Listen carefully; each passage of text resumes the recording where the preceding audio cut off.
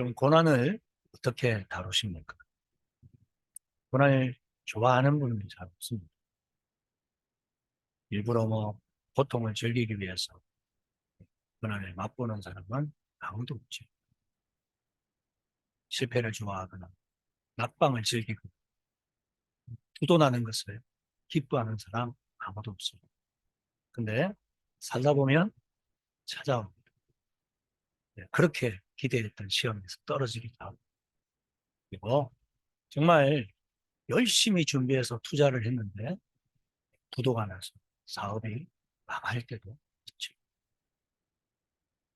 근데 이런 고난과 비교할 수 없는 아픔이 또한 있습니다. 이게 뭘까요? 사랑하는 사람을 먼저 떠나보는 것.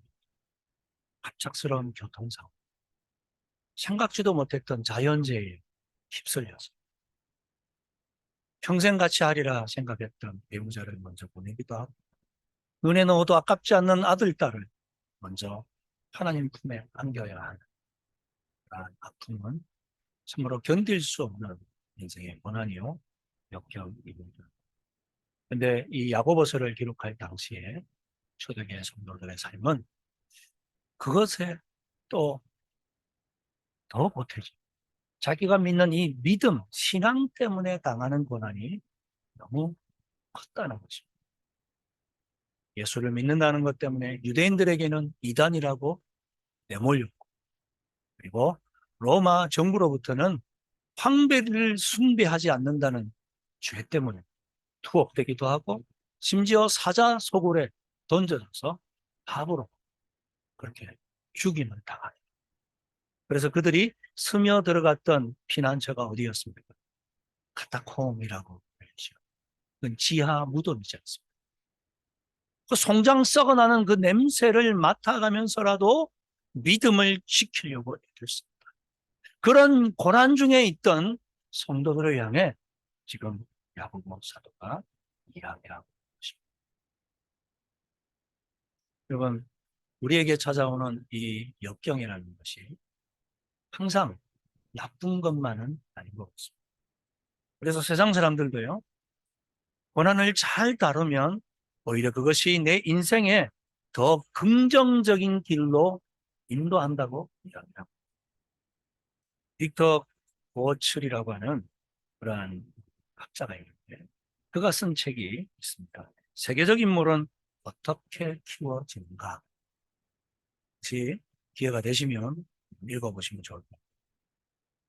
이게 사회에 긍정적 영향을 끼친 약 600여 명의 이제 유명 인사들을 조사를 했습니다. 성장 과정. 근데 이 600명 중에 15%만 안정적이고 협조적인 부모 밑에서 자랐다. 혹시 여러분은 어떻습니까? 안정적이고 협조적인 부모 밑에서 자라셨나요? 그렇다면 15% 안에 해당되시는 행복한 분입니다. 근데 안타깝게도 저는 그러지를 못했습니다. 가정을 잘 돌보지 않는 아버지 밑에서 자란 겁니다. 여러분, 나머지 75%의 약 450명의 사람들은요, 어릴 때 학대를 받기도 하고 알코올 중독에 빠졌기도 했고, 그리고 유기된 삶을 살 정도로 힘들었는데, 그 어려운 환경이 오히려 그를 성공하게 만드는, 의지를 불태우게 만들었다. 그래서 어떻게 보면 아이러니컬하게도요, 정상적인 사람은 명예의 전당에 후보가 될 가능성이 훨씬 낮다. 오히려 불효한 한병, 다른 사람들은 생각지도 못할 끔찍한 여건에 있었던 사람들이 오히려 조명한 인사가 되더라는 것입니다. 이런 말은요, 시인 딜턴 토마스라고 영국의 유명한 시인으로 이런 말을 했습니다. 불행한 아동기보다 더 나쁜 것이 있다면 그게 뭐냐? 그것은 너무 행복한 아동기를 보내는 거죠. 여러분, 부모 입장에서는 행복한 아동기를 보내주고 싶죠. 그죠? 근데 너무 완벽한 그러한 가정 환경, 어떻게 보면요, 편안한 그러한 환경을 만들어주는 것이 그 아이에게는 독이 될 수 있습니다. 늘 부모를 의존하게, 자립심 없이 자라나는 아이들도 만들 수 있다. 그렇다고 해서 일부러 우리가 막 고난을 안겨주고 그러면 안 되겠죠. 그렇지만 혹시 부모 입장에서 나에게 좀 안정적인 가정을, 좀 넉넉한 환경을 우리 아이들에게 만들어주고 싶은, 가고 싶어하는 학원도 막 보내주고, 근데 혹 그렇게 만들어주지 못한다고 자책하지 말라는 말씀. 오히려 하나님께서 어려운 환경을 통해서 우리 아이가 더 멋지고 아름다운 믿음의 사람으로 성장할 수 있도록 인도하시는 길일 수 있다. 아멘이시죠? 그렇습니다. 그래서 샤크 실이라고 하는 이 버팔로 대학의 심리학자는 이런 말을 했더라고요. 그가 18세에서 101세에 약 한 2,400명의 사람들을 대상으로 그 사람들이 조사를 했어요. 그 이야기의 결론이 뭐냐? 이혼이 하거나 사별하거나 자연재해 등으로 어려움을 겪어봤던 사람들은 오히려 평탄했던 사람들보다 실제로 사회 적응 능력이 뛰어나다. 여러분의 가정이 지금 어려우십니까? 걱정하지 마십시오. 우리 아이들은 사회 적응력이 뛰어난 아이들로 자라게 될 줄 믿습니다. 성경은요, 이것과 동일한 메시지를 우리에게 던져주고 있는 거 아시죠? 위대한 신앙의 인물, 누가 생각 떠오르십니까? 예, 요셉, 그죠? 한 17세까지는 얼마나 평탄한 삶을 살았습니까? 그러나 이 청소년기에 형들로부터 버림을 받을 뿐만 아니라 노예로 팔려가고 심지어 감옥에까지 갇힌, 그것이 그를 망하게 했습니까? 아니죠. 오히려 하나님은 그것을 통해서 그를 위대한 총리로 세우셨을 뿐만 아니라 이스라엘 백성들이 애굽에서 200만 명으로 정말 아브라함에게 약속하신 저 하늘의 별, 바다의 모래가 되는 그 언약을 이루는 통로로 삼으신 거예요. 오히려 여러분의 고난이 하나님의 언약과 축복의 통로가 될 줄 믿습니다. 다윗을 생각해 보십시오. 그가 청소년기에 골리앗을 쓰러뜨리는 엄청난 경험을 했죠. 그러나 그 승리가 오히려 그에게 역경이 되었습니다. 그죠? 그의 인기를 시기했던 사울 왕에 의해서 10여 년을 집도 없이 또 돌아다니면서 얼마나 곤욕을 치루었는지. 그러나 그것이 그를 위대한 하나님의 사람으로 만들었던 거죠. 우리의 가정 환경이, 우리의 역경이, 여러분, 그것 때문에 우리 가정이 망한다, 우리 아이들이 안 될 것이다 생각하지 마십시오. 하나님의 더 큰 계획이 있을 줄 믿습니다. 그래서 오늘 본문 말씀은 우리에게 뭐라고 말씀하십니까? 고난을 당하거든, 고난 중에 있거든, 어떻게 하라고요? 그는 기도할 것이라. 13절에 너희 중에 고난 당하는 자가 있느냐? 그는 기도할 것이요. 그렇습니다. 고난 중에 그러면 우리가 뒷짐지고 가만히 있는 것이 아니라 사도 야고보는 우리에게 말합니다. 고난 중에 있을 때에는 너희가 할 일이 기도해라. 반대로 고난 중에 있는데도 기도하지 않는다. 이것은 안 될 말. 이건 신앙인이 아니죠. 하나님을 섬기는 사람이라면 내가 역경을 만났을 때 당연히 기도.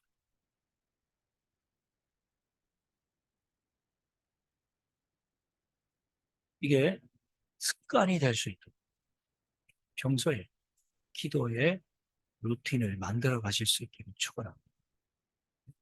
아침에 눈 뜨면 내가 먼저 하루를 주신 하나님께 기도하고 말씀을 짧게 묵상하고 시작합니다. 그래서 기도라고 하는 것은 하나님의 자녀에게 주신 놀라운 특권이라고 하는 것이죠. 사실 기도가 쉽습니까?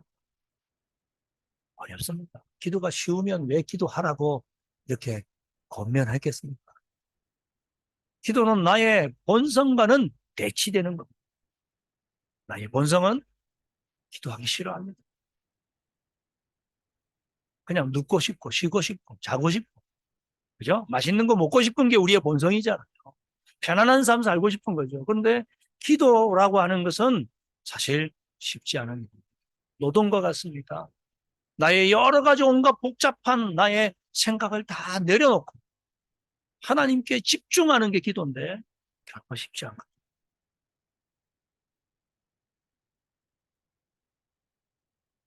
그리고 때로는 어떤 분은 기도하는 것이 자존심 상하는 분이 계시더라고요.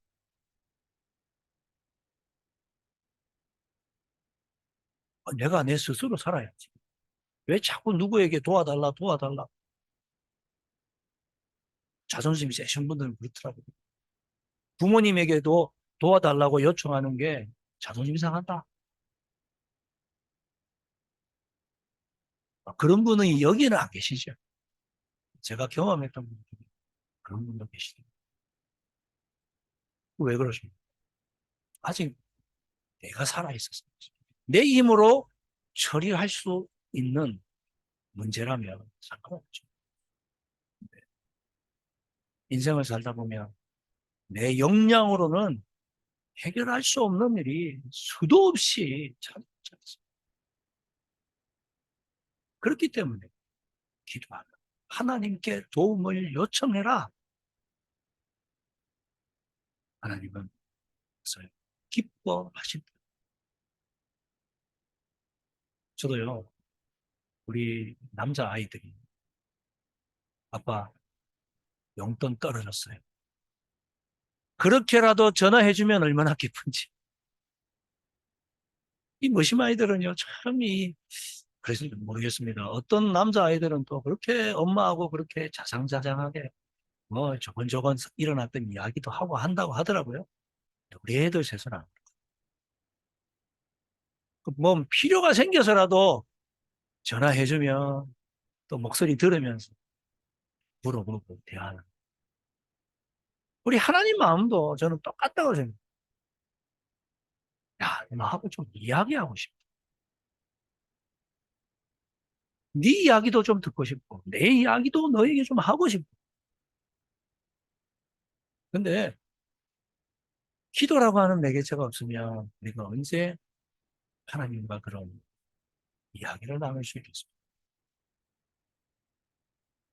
근데 이게 내 본성과 맞지 않기 때문에 참 쉽지 않습니다. 그러나 그것을 뚫고 나아가시면 기도를 통해 변화가 일어날 줄 믿습니다. 기도는 내 마음을 변화시킵니다. 불안하고 초조해서 막 어떻게 해야 될지 어떻게 하지? 그런 불안한 마음을 잠잠 만들어주고 놀라운 역사가 있습니다.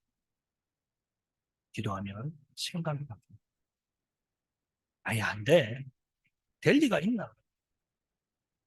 기도하면 할 수 있다는 용기를 하나님이 주십니다. 기도하면 태도가 바뀝니다. 삐딱하던 자세요. 반듯해. 예배 드릴 때도 제가 보면 점점 변하시는 그런 성도님들 보면 얼마나 기쁘지. 예배 때 삐딱하신 분들이 있습니다. 벌써 이제 삶에 고민이 많다는 얘기예요. 네. 기도하다 보면 내 삶을 향한 자세가 반듯해. 어쩔 수 없이 살아가던 삶이 아니지. 이 고난도 주님 이기게 해주시지. 이유가 있지. 지금은 모르지만 이걸 통해서 더 내 삶의 긍정적인 에너지로 바꿔주시지. 아멘이시죠? 삶의 태도가 바뀝니다. 그래서 기도하라. 그리고 뭐라고 말씀하십니까? 즐거워할 일이 있느냐? 기쁘게 찬양해라. 그렇게 권면하고 있습니다. 특별히 기도는요, 우리가 공동체가 함께 해요. 14절 말씀해 보니까 병든 자를 향한 그 메시지를 좀 주고 계신데요. 다 같이 한번 읽어보겠습니다. 시작. 너희 중에 병든 자가 있느냐? 그는 교회의 장로들을 청할 것이요. 그들은 주의 이름으로 기름을 바르며 그를 위하여 기도할지니라. 아멘. 너희 중에 병든 자가 있느냐? 요즘과 같은 의술이 발전되지 않았던 2000년 전의 세상 속에서 이 질병에 걸리면 참 치유하기가 어렵죠. 그럴 때 그 병든 자, 그 가족에게만 내버려 두지 말고, 맡기지 말고, 그는 교회의 장로들을 청할 것이고, 병든 분이 계시면 교회의 장로들을 청하라.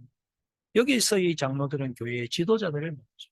저와 같은 목사, 그리고 우리 장로님들 청해라는 거예요. 그리고 기도를 부탁하라고 말합니다. 그들은 청함을 받았을 때에 그 장로님들은 어떻게 합니까? 주의 이름으로 기도하라.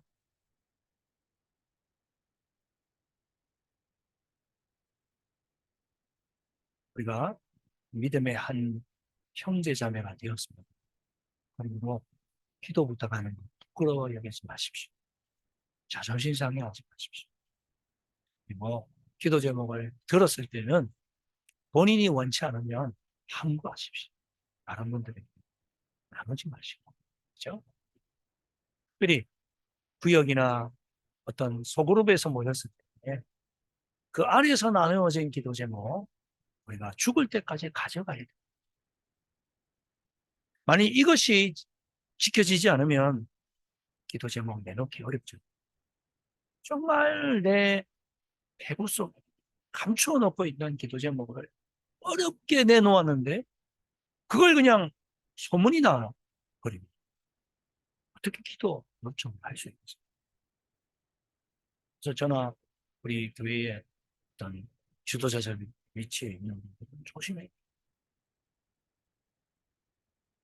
그러나 이 병에 대해서는요, 널리 알십시오. 세상 사람들도 그러잖아요. 그죠? 알려야 낫는다.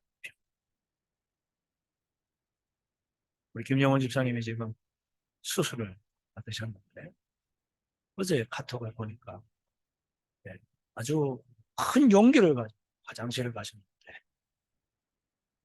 아직까지 고통이 심하셔서 볼일을 제대로 못 보셨다. 방귀가 나왔는지 모르겠는데, 그것부터 들으시 중요한 건, 그러니까 한 교회 공동체가 같이 기도하고, 하나님의 역사가 임할 줄 믿습니다. 그래서 구체적으로 어떻게 기도할 것인가? 주님의 이름으로 기도하라. 그죠? 그들은 주의 이름. 내 능력으로 그를 위해서 뭐 고칠 힘이 있어서 기도하는 게 아닙니다. 우리가 연약한 인간인데 무슨 능력이 있어서 병자를 고칩니까? 그러나 주님의 이름으로 기도할 때 성령이 그에게 역사하여 주실 줄 믿습니다. 주님의 이름 의지해서 기도하는 것이죠. 뿐만 아니라 기름을 바르며 라고 말합니다. 이 기름을 목자들은 성유라, 거룩한 기름, 혹은 성수, 거룩한 물. 그 어떤 목사님들은 그런 분이 있는가 봐요. 이건 거룩한 기름이야. 그러면서 이제 이마에 바르기도 하고 그러면서 막 기도해주고. 그리고 어떤 분들은 성수라고 하면서 스프레이에 넣어서 막 뿌리면서 막 기도해주고. 여러분 그런 것에 넘어가시면 안 됩니다. 만민중앙교회의 이재땡 목사님은 그렇게 하는가 봐요. 그분이 전남 무안 출신인데 무안 어디 깊은 자기 고향에서 퍼나온 이게 성수다. 자기가 안수기도 하고 나서 성도들에게 막 뿌리면서 나을지어다. 그래서 이단으로 제명당했죠. 근데 거기에 막 머리 내밀고 그러시면 안 됩니다. 지금 그 얘기하는 게 아니거든요. 여기서 기름을 바른다라고 하는 것은 또 어떤 분은 약이다. 맞습니다. 그 당시에 이 올리브유는 약으로 쓰였죠. 그렇지만 약을 먹으면서 기도하라 이런 의미 아닙니다. 여기서의 기름은 성령을 이야기합니다.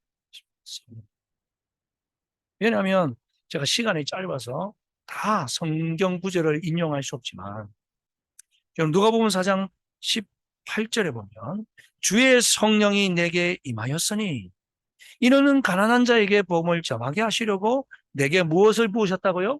기름을 부으시고 이 기름과 앞에 나오는 성령은 똑같은 의미로 반복해서 사용하는 겁니다. 성령을 마치 제사장이나 선지자에게 직분을 줄 때에 기름을 붓듯이 그에게 부어서 능력으로 임하심으로 포로난 자가 자유함을 얻게 되고 눈먼 자가 다시 보게 되고 들린 자가 자유함을 얻게 되는 역사가 일어난다. 이것은 예수님을 향한 메시지죠. 예수님이 본인 스스로가 본인의 그 고향인 나사렛에 가서 성경 구절 이사야서를 착 펼쳐서 한 겁니다. 내가 바로 이사야를 위해 왔다. 나에게 성령이 기름 붓듯이. 사도행전 10장 38절에도요. 하나님이 나사렛 예수에게 성령과 능력을 기름 붓듯 하셨음에 그가 두루 다니시며 선한 일을 행하시고 마귀에게 눌린 모든 사람을 치셨으니 함께 하셨습니다. 그렇습니다. 예수 이름으로 성령의 능력을 의지해서 기도하는 것이지 제가 예를 들어 기도한다고 제 개인의 어떤 능력이 있어서가 아닙니다. 사실. 그러므로 여러분도 자신 있게 병자를 위해서 그에게 하나님이 원하시면 치유의 역사를 일으켜 주실 줄 믿습니다. 그리고 15절에 보니까 믿고 기도하라 그렇게 말씀하십니다. 믿음의 기도는 병든 자를 구원하리니 주께서 그를 일으켜 주시리라. 우리가 기도할 때 반드시 필요한 게 뭡니까? 믿고 기도하는. 딸이 아빠 내일 소풍 가는데 비 온대 기도해줘. 그래 기도해줄게. 아빠가 딸을 위해 기도했어요. 실망할까? 하나님 우리 딸 내일 소풍 가는데 맑은 날씨 주세요. 그리고 아침이 되었습니다. 여전히 날이 흐려요. 딸은 우산 없이 갔습니다. 근데 아빠는 우산을 들고 나가. 누가 정말 그 기도를 믿고 기도한 겁니까? 아니죠. 이게 어린아이 믿음입니다. 순수하게. 우리는 기도해놓고도 불안하고 초조하고 믿고 기도하면 병든 자를 구원하고 그의 모든 죄도 사함을 얻는 줄 믿습니다. 그리고 마지막 16절에 보니까요. 그러므로 너희 죄를 서로 고백하며 병 낫기를 위해 기도하라. 기도할 때 우리가 죄를 하나님 앞에서 고백하는 것이 필요하다고 했습니다. 죄를 고백하고 우리가 용서를 받으면 의인이 되잖아요.